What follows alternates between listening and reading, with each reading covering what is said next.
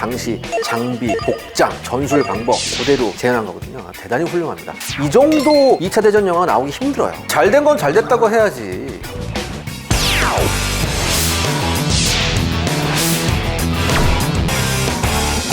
안녕하세요. 순상 밀독 시간이 다시 돌아왔습니다.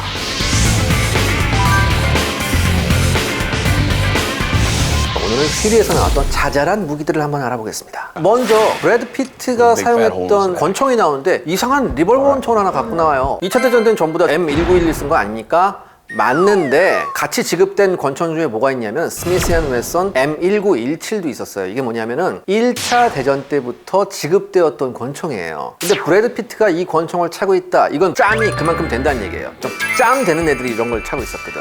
브래드 피트가 독일군이 쓰던 그 소총을 들고 나와. 그거 특이하죠. 왜 자기네 거 안 쓰고 왜 독일군 거 써? 써보니까 좋았겠지.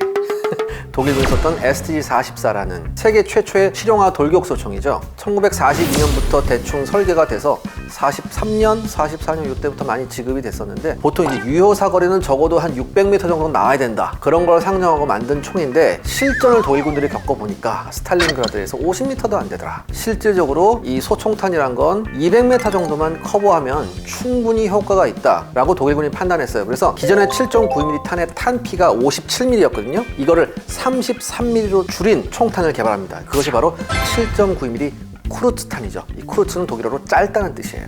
이렇게 하니까 충분히 유효 사거리가 한 200m 정도는 되면서도 반동 억제가 훨씬 좋았죠. 전선에 일단 배치되고 나니까 병사들이 정말 좋아했어요. 단 하나의 단점은 있었죠. 이게 무거웠어요. 5kg가 넘었다고. K2 같은 건 뭐 한 3점 몇 킬로 할 거예요. 근데 그럼에도 불구하고 병사들한테 대단히 큰 호평이 있었습니다. 그 다음에 STG-44는 여러분 놀랍게 뭐가 있었냐면 뱀피르라고 해가지고 야간 사격할 수 있는 그런 장비가 달려있는 STG-44가 있었어요. 적외선 라이트 필터를 달아가지고 이걸 총에 올려놓고서 이게 야간에 적외선으로 적을 보고 쏘는 거예요. 독일군 병사 보시면 등에 지고 있는 게 뭐냐면 배터리 팩이에요. 여러분 1945년에 얘네들이 이런 걸 만들었다니까.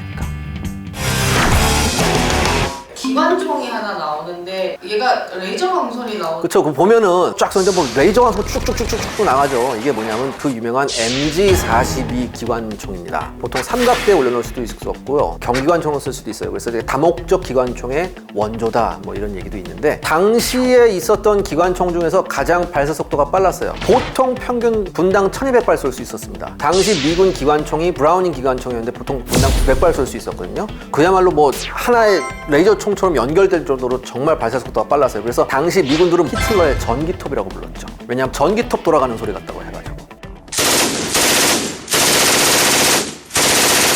독일군 포병이 뭘 쏴서 셔먼 전차를 한 방에 무너뜨리는 게 하나. 이게 판저 파우스트라는 대전차 확인데 폭약 안쪽에 이렇게 황동으로 라이너로 이렇게 깔때기 모양을 만들어 놓으면 폭발이 한 곳으로 집중되는 효과가 있어요. 그걸 이제 먼로 효과라고 하거든요. 이 원리를 이용해서 만든 게 바로 판저 파우스트예요. 그래서 폭발이 한 군데로 집중되기 때문에 두꺼운 장갑판도 뚫고 들어가는 거죠. 그래서 처음에 작은 것부터 만들었어요. 뭐 30m, 60m, 100m 이렇게 만들다가 이게 효과가 좋으니까 판저 파우스트 150m도 만들고 150m는 뭐냐면 150m까지 날아간다는 얘기예요. 그러니까 판저 파우스트 30m는 정말 가까운 곳에서 쏴야겠죠. 근데 가까운 곳에서 쏘면 아무래도 사수도 발각돼서 죽을 염려가 많으니까 점점 거리가 늘어나는 거예요. 그래서 예전에 독일군 같은 경우에는 이제 4호 전차 같은 경우에는 옆에 이제 슈르첸이라고 해서 철판 같은 걸 하나 달아요. 그래서 닿기만 하면 터지면 되니까 그 앞에서 터지라고.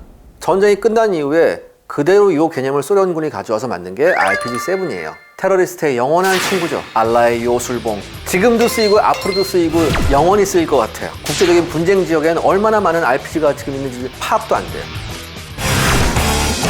고증 간결가 입장에서 퓨리의 고증 점수 95점 드리겠습니다.